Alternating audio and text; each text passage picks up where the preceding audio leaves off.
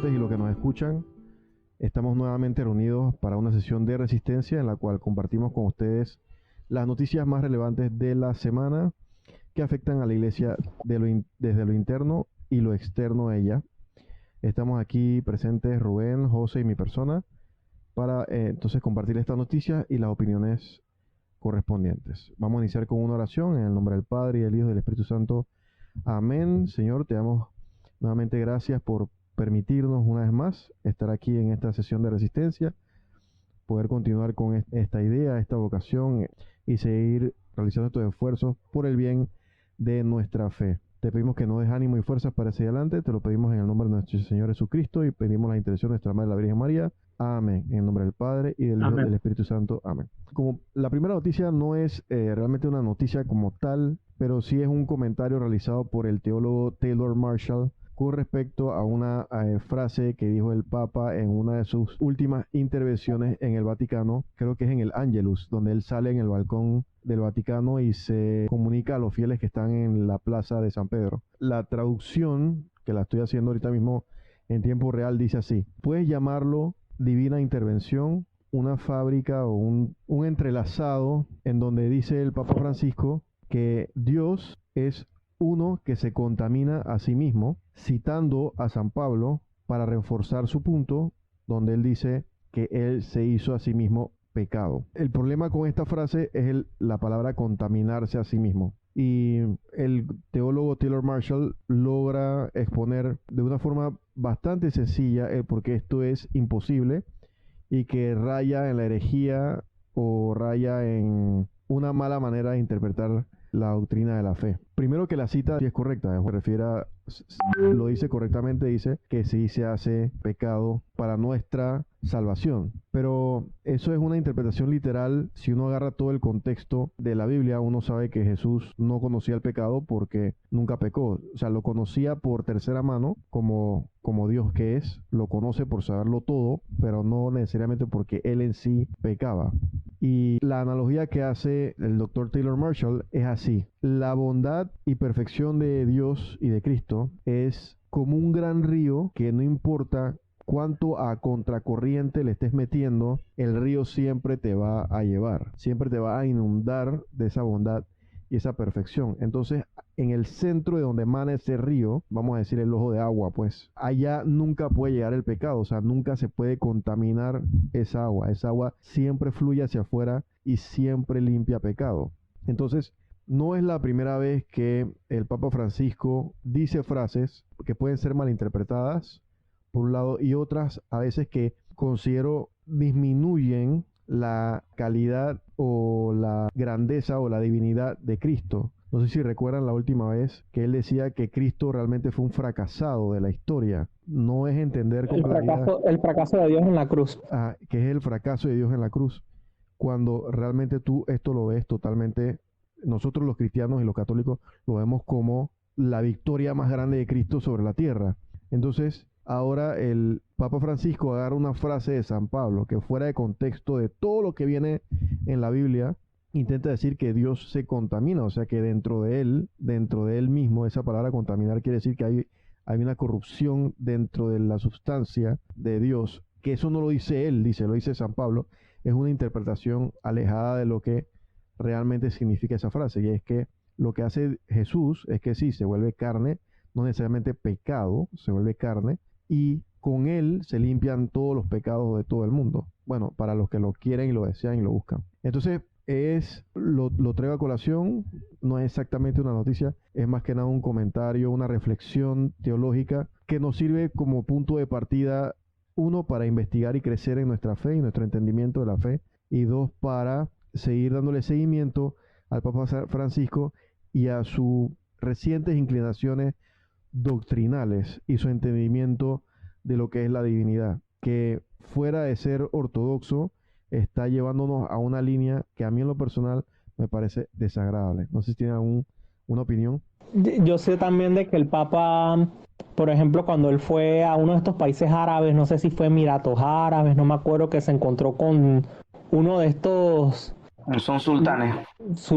Con un sultán de estos que él había dicho que Dios en su omnisciencia, creo que era, él como que él siempre quiso que hubieran diversas religiones o algo de esto, y entonces también uno de estos teólogos hizo la explicación de que realmente Dios tiene una voluntad absoluta y una voluntad permisiva. No sé si te acuerdas también de ese detalle, Polo. Sí, que el Papa decía que Dios deseaba, bueno, la palabra en inglés era wills, pero en español era más como, no es que deseaba, sino que lo comandaba a voluntad de él las diferentes religiones.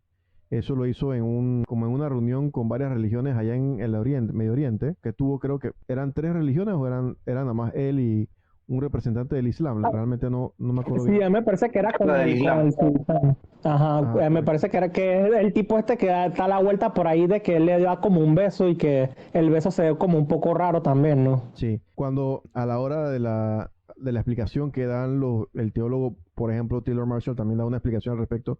Él explica que hay una diferencia entre una voluntad positiva y una voluntad permisiva. Permisiva. Y Ujú. entonces en este caso lo que sucede es que Dios lo permite, más no es que lo desee como un bien. El deseo real de Dios es que todos creamos en Cristo, porque a través de Él tenemos la salvación perfecta.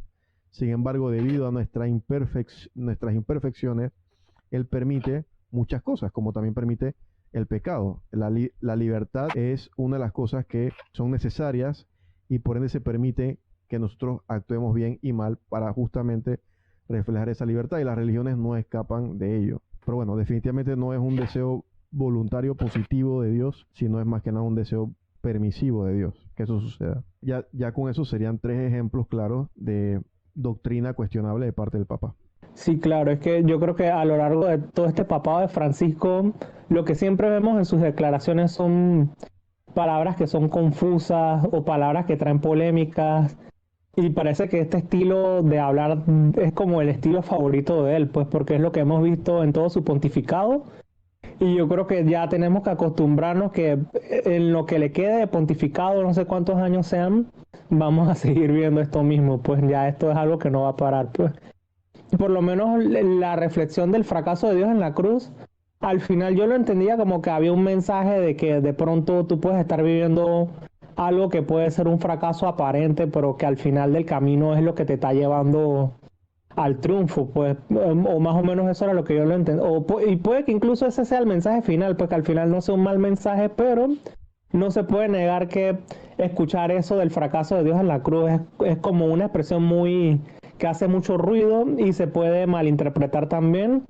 Y siempre todas las palabras que da Francisco generalmente o pueden traer confusión, por un lado, porque dice cosas así muy aparatosas que se pueden malinterpretar, o por otro lado porque da declaraciones ambiguas que al final uno no sabe como que qué está queriendo decir, pues, y entonces eso es lo que hemos visto en Francisco. Francisco como que no habla claro cuando dice las cosas y bueno, pues a eso es lo que nos hemos acostumbrado en su pontificado y seguramente en lo que quede de su pontificado va a ser lo mismo. Ni modo, vamos a tener que seguir con esta misma línea de él.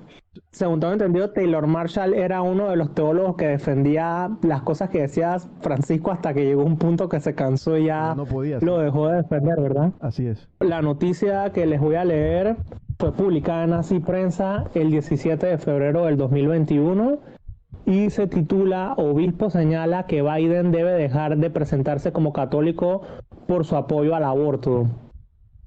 El arzobispo de Kansas City, Estados Unidos, Monseñor Joseph Naumann, señaló que el nuevo presidente del país, John Biden, debe reconocerse que su autopresentación como católico devoto contradice sus fuertes posiciones políticas que respaldan al aborto. Entre una entrevista a Catholic World Report, Monseñor Newman señaló que el presidente debería dejar de definirse a sí mismo como un católico devoto y reconocer que su punto de vista sobre el aborto es contrario con las enseñanzas de la moral católica. Sería un enfoque más honesto de su parte decir que está en desacuerdo con la Iglesia en este importante tema y que está de acuerdo y que está actuando, perdón, en contra de la enseñanza de la Iglesia, agregó. El prelado indicó que cuando Biden afirma ser católico devoto, los obispos tenemos la responsabilidad de corregirlo. Aunque la gente le ha dado poder y autoridad como presidente, él no puede definir qué es ser católico y qué es la enseñanza moral católica. Lo que está haciendo ahora es usurpar el papel de los obispos y confundir a la gente. Está declarando que es católico y va a obligar a la gente a apoyar el aborto con el dinero de sus impuestos. Los obispos deben corregirlo, ya que el presidente está actuando en contra de la fe católica, subrayó. Monseñor Newman, como presidente del Comité de Actividades Pro Vida de la Conferencia de Obispos Católicos de los Estados Unidos, emitió un comunicado con la respuesta de los obispos a la declaración de Biden del 22 de enero en la que respalda el aborto legal en el aniversario del fallo Roe versus Wade, que abrió la puerta a la legalización de esta práctica. Instamos enérgicamente al presidente a rechazar el aborto y promover la ayuda que defienda la vida de las mujeres y las comunidades necesitadas, señalaron los prelados. Y bueno, la noticia tiene más contenido, pero creo que hasta aquí podemos dejar de leerla. Y mi única opinión, mi único comentario es que, bueno, si no tenemos a un papa que dé estas palabras así enérgicas contra Biden, por lo menos tenemos esperanza de que hay obispos que sí se manifiestan y sí dicen las cosas como deben ser. Así como también el sacerdote que hace unos años le negó la comunión a Biden. Si personas del más alto clero no se pronuncian de alguna forma, todavía tenemos esperanzas de que hay otras que sí se pronuncian y tratan de hacer lo más correcto para la iglesia. No sé si alguien quiere opinar algo al respecto. Me parece genial la posición del obispo. Creo que más claro no puede ser. Yo dudo que el presidente Biden cambie de parecer con opiniones como estas, pero bueno, definitivamente con un papa que tampoco está dispuesto a llamarle la atención en esos temas tan importantes, pues no hay mucho que hacer. Sí, excelente posición, porque ya está bueno con esta gente ya. A mí me preocupa que, pues ya teniendo el Papa Francisco un control significativo de los cardenales que van a votar para el próximo Papa, pues la línea que él vaya a tener seguramente es una línea que se va a continuar por mucho tiempo. Entonces, digo, hay que tener fe en el Espíritu Santo, ¿no? Y en la decisión que tomen estos cardenales, pero realmente la forma en que las cosas se están viendo no pintan para mejor. Ok, la siguiente noticia viene de Prensa Latina, agencia informativa latinoamericana, del día de hoy, miércoles 17 de febrero del 2021. Escándalo en Panamá por abusos sexuales y maltrato infantil. Dice, un escándalo por abusos sexuales y maltratos a menores cobró notoriedad hoy en Panamá por la publicación de un informe parlamentario, aunque las denuncias son de vieja data, supuestamente de hace 10 años. Tras medio centenar de testimonios y una investigación que duró 6 meses, el grupo creado por la Comisión de la Mujer, la Niñez y la Juventud y la Familia del Parlamento denunció evidencias concretas de abusos, violencia y maltratos físicos a niños y niñas y adolescentes en refugios para infantes. Esos hospedajes acogen menores de edad que provienen de hogares vulnerables socialmente o en situaciones de pobreza extrema y están bajo la supervisión de la Secretaría Nacional de Niñez, Adolescencia y Familia, el CENIAF, entidad pública multisectorial. Según el informe, hay albergues que operan sin permiso de funcionamiento o con autorización provisional, incluso algunos de los que CENIAF desconocía su existencia, y la mayor parte están administrados por fundaciones, organizaciones no gubernamentales e instituciones religiosas, principalmente evangélicas. A algunos menores se les negaba la comida, a otros niños que tienen trastornos psiquiátricos se les privaba de los medicamentos, denunció a la prensa la diputada suplente Walkiria Chandler, una de las integrantes de la comisión investigadora. Reveló que encontraron recintos a la presencia de entes religiosos donde los menores, abre comillas, les decían que no hacía falta la medicación y que era mejor orar, cierra comillas. Incluso aquellos que tenían trastornos serios como epilepsia. Nos llama la atención la inactividad de la institución, pues trabajadores sociales elevaron informes sobre estas irregularidades a la misma CENIAF. En muchos casos se les destituyó y no se tomaron medidas en los albergues. los menores tenían que seguir conviviendo con sus abusadores, añadió. Las revelaciones incluyeron abusos sexuales contra niñas, principalmente con retardo mental, a quienes obligaban a interrumpir embarazos cuando era el caso, por estas y otras situaciones. Chandler aseguró que pondrán el informe en el Ministerio Público para que se evalúen los supuestos delitos y sus responsables. Entre las últimas acusaciones de maltrato, abusos e irregularidades, el CENIAF emitió un comunicado en el cual reafirmó su compromiso para salvaguardar los derechos y cuidados especiales a los niños en los centros de protección, donde fortalecerán la presencia institucional. El texto señaló la obligación de tomar las medidas administrativas, legislativas, judiciales y de cualquier otra índole para evitar que en el futuro se susciten nuevos hechos como los denunciados por el grupo parlamentario y garantizar así la protección de la niñez y adolescencia que está en custodia. Sí, la verdad es un tema bastante fuerte y muy lamentable. Y bueno, se ha visto la indignación de las personas por todas las marchas que han habido en estos días. La verdad, creo que nunca había visto al pueblo panameño tan indignado y como se está viendo ahora, pues mucha gente alzando la voz por lo que ha pasado y bueno, esperemos que se hagan las investigaciones pertinentes y todo el que tenga que caer, que caiga, sea quien sea, incluso si hay miembros del clero de cualquier religión metida, si está metido en eso, se tiene que hacer justicia, no es lo único que pudiera aportar al tema.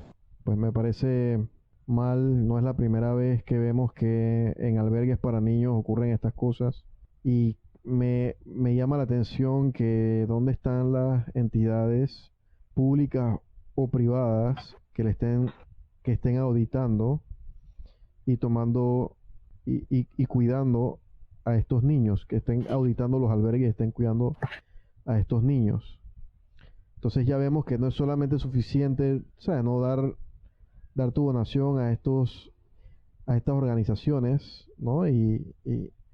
Sino que es importante ahora quizás ser un poquito más activo, ir a donde están estos niños y hablarles, preguntarles, hey, ¿cómo están? Con psicólogos, con gente que esté preparada. Nosotros tenemos amigos psicólogos que han trabajado con estos niños. Yo me pregunto qué pensarán ahora, porque esto realmente es una catástrofe social, que por si estos niños ya sufren, ahora imagínense siendo abusados, pues no es lo mejor, ¿no? Entonces, ¿dónde está el resto de la sociedad? Es lo que digo. El resto de la sociedad no está haciendo su trabajo. Me incluyo. No estamos haciendo nuestro trabajo de cuidar a estas personas más vulnerables. Voy a agregar ciertas cuestiones sobre lo que está pasando en el CENIAF, pues quizá posiblemente yo estoy un poco más empapado en el asunto. Primero, aparte de que esta es una situación lamentable porque estamos pasando a nivel nacional, no deja de estar la política metida en esto. Primero arrancando con la diputada Zulay, ¿ok? Zulay Rodríguez apareciendo pues supuestamente para hacer este tipo de denuncias particulares, para hacer política, ¿verdad? Y luego entonces salen los izquierdistas, ¿no?, a protestar sobre esto, inclusive creo que salió pancarta sobre la ideología de género aquí en Panamá. ¿Cómo lo sé? Yo estuve viendo unos lives de Wisnik, de la abogada Wisnik Ortega, donde ella inclusive puso una de las imágenes donde aparece una pancarta que decía algo sobre los niños trans, y ella se indignó también de que tiene que ver esto con la ideología de género. O sea, nunca falta la izquierda para meterse a hacer política. En medio de toda la cuestión, también criticaron al grupo Pro Familia, que fue al día siguiente a hacer protestas. Ellos no habían puesto nada, ellos no habían puesto publicaciones en sus redes, lo cual me consta. Y luego entonces los criticaron también a los de Pro Familia de manera muy fuerte, y entonces ellos se presentaron también a hacer marchas y protestas para la investigación. Incluso en ese live que creo que se dio ayer, si no me equivoco, menciona inclusive hasta monjas involucradas y curas involucrados también en estos actos. Sin embargo, yo encontré una última noticia, y es que nuestros líderes religiosos exigen justicia por las anomalías en albergues bajo la responsabilidad del CENIAF.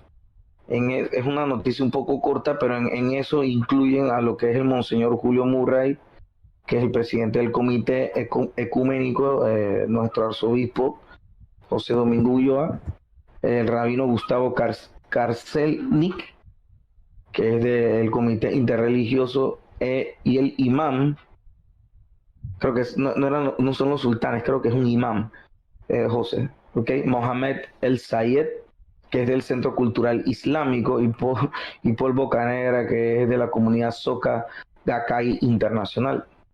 Así que supuestamente hay algunas que otras personas, supuestamente de la iglesia, no solamente evangélica, sino nuestra iglesia, supuestamente involucrados. Todavía no se sabe quiénes son, pero parece que ella dice que tiene evidencias sobre algunos sacerdotes y curas y monjas que están involucrados en ciertos abusos en algunos centros. Hasta que no salga pues la evidencia, y que obviamente que las presente, porque hay que igual tienen que ser denunciados de esa manera. Al principio yo lo tomé de una manera una situación bien bochornosa a nivel de país y a nivel de sociedad, pero a la vez, cuando empecé a ver todas estas cuestiones de la izquierda y su política, una vez más están agarrando este tipo de problemas para hacer bandera política o llevar su bandera multicolor. Política para impulsar su ideología, cuando es un problema que viene desde hace rato, pero hay. Incluso en el live de la abogada Wisnik Ortega estaba una de las directoras que creo que ella renunció en el 2017, y entonces ella hizo diferentes presentaciones en donde ella decía que en su periodo no había ningún tipo de irregularidad con respecto a esta cuestión de los albergues y este tipo de cosas. Sin embargo, supuestamente hay gente que dice que eso viene hace 10 años. Hay un poquito de